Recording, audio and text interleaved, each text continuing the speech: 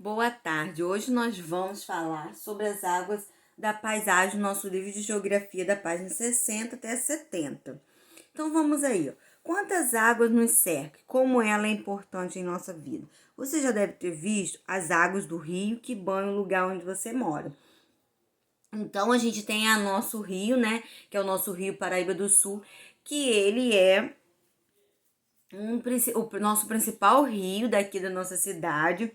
Ele que abastece as nossas casas com água, porque esse rio ele passa pela SEDAI, chegando, a SEDAI capta aquela água, faz o tratamento nela e depois é distribuído para as casas aqui da nossa cidade. Aí vejamos aí na página 60. Os rios banham lugares diferentes. Por esse motivo, seu curso, isto é, o caminho que ele segue é diferente de um rio para o outro. Há rios que passam por lugares com elevações, ou seja, em lugares mais altos. Para correrem, as águas caem em um nível mais elevado para outro mais baixo e formam-se as cascatas e as cachoeiras. Olha, igual da imagem aí, ó, de Foz do Iguaçu, ó. Aí, seguindo aí, as águas dos rios carregam parte do solo que existe nas suas margens. Esses materiais são levados para outras áreas e se acumulam em um lugar formando um novo leito, mudando as margens ou criando novas formas de relevo. Então, isso faz com que a gente tenha diferentes formas de relevo.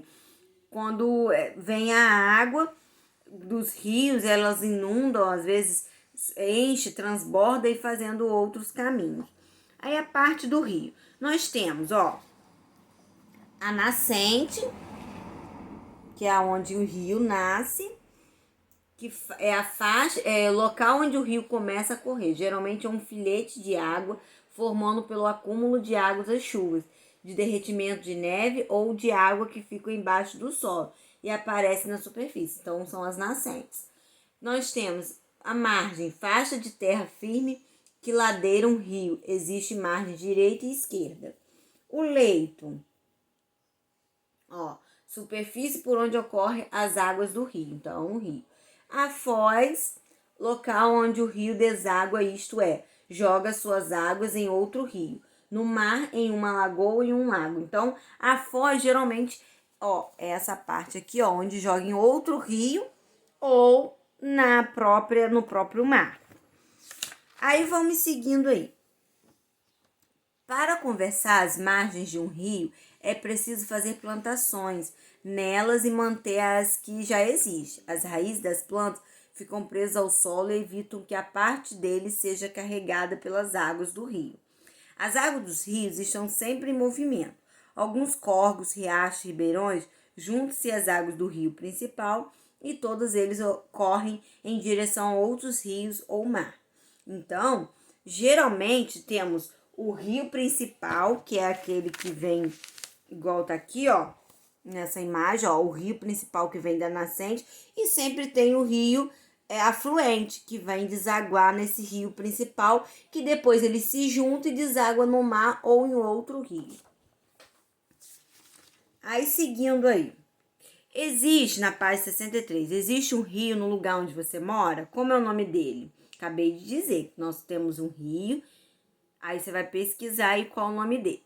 Na atividade 2, quando as áreas localizadas próximas a um rio não são cuidadas, podem ocorrer modificações na paisagem. Faça um X na frase com informações verdadeiras. A água dos rios carrega parte do solo que existe nas suas margens, isso é verdade? A água do rio não tem força para carregar parte do solo que existe nas suas margens? Então, você vai ver qual dessas duas frases são verdadeiras e vamos colocar aí para ti. Depois aí, ó, observe as imagens a seguir. Leia também no quadro as diferentes formas como as pessoas estão aproveitando as águas do rio. Faça a correspondência das imagens com a descrição correta, pintando os quadrinhos com a cor de cada informação. Então, temos, ó, praticando esporte, é verde. Usando o rio como meio de transporte, laranja. Pescando, azul. Irrigando terrenos com plantações vermelho. Aí você vai ver as cores aqui, ó, e vai pintar os quadrinhos com essas indicações, ok? Com cada função que está fazendo. Aí você vai ler o texto da página 64, interpretando o texto. Um rio no quintal. Você vai ler esse texto, bem bonitinho. Vai virar a página, vai ler novamente o restante do texto e vai escrever aí para mim. A moradia de Ziraldo ficava ao lado de um rio. Que rio é esse? O que ele costumava ver nesse rio? Você vai ver aí, no texto vai estar falando isso tudinho, qual era esse rio e o que ele fazia, e vai escrever aí para mim. No 2, você vai encontrar no diagrama os bichos que viviam na beira do rio. Então, você vai lá na página, nessa página anterior do texto, vai ver qual os bichos que se encontravam no rio e vai procurar aqui no diagrama. Aí, ó, o nome da cidade e o nome do vilarejo em que nasceu Ziraldo, mesma coisa, vai procurar o nome da cidade e o nome do vilarejo. O nome da margem elevada próximo ao leito do rio, vai estar lá escrito também. Embarcações que levavam latões de leite pelo rio, a mesma coisa, ok? Feito isso, aproveitando as águas dos rios, nós não podemos desperdiçar a água, né? Temos que saber aproveitá-la muito bem. Como que pode ser aproveitada a água do rio?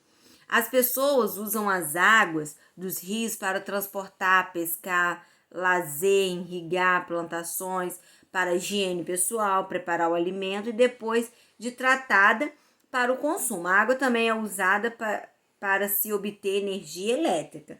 Então, ó, aqui tem algumas imagens do que as pessoas fazem com a água, ó. A captação do tratamento da água, ó. Veja como as águas do rio podem ser aproveitadas para o fornecimento de boa para o consumo humano. Aqui é o tratamento da água. E essas aqui, ó, são para usinas hidrelétricas, ó. Minto, desculpa, gente. Aqui, ó, é também para o tratamento. Aqui tá mostrando passo a passo. Aqui é como que é na realidade. Aqui é o passo a passo de como ela é tratada até chegar à nossa casa. Em alguns lugares, o esgoto e o lixo são jogados diretamente no rio e córrego poluindo as águas. Isso não é legal, né? Porque quando a gente polui nossa água, ela fica prejudicial à nossa saúde, a gente não pode consumir ela. Porque a água boa para o nosso consumo é a água potável. Aí veja aí, na página 68. Para que a água é usada na sua moradia? Você vai responder para a tia. A água que bebemos, se não for tratada pelas companhias de abastecimento, deve ser fervida ou filtrada. Como a água é cuidada na sua moradia antes de ser consumida? Você filtra, você ferve, escreve aí para tia. Algumas ações são importantes para reduzirmos o consumo de água na nossa moradia. Que ações são praticadas para reduzir o consumo de água na sua moradia? Como é que você faz para diminuir o gasto de água? Quando você está lavando uma roupa, você reutiliza aquela água para lavar a varanda? Ou ou para lavar o banheiro e depois só enxaguar, que aí usa menos água? Como que você faz o reaproveitamento dessa água? Aí, ó, a gente vai ver agora as usinas hidrelétricas. Você sabe de onde vem boa parte da energia elétrica que chega até as nossas casas?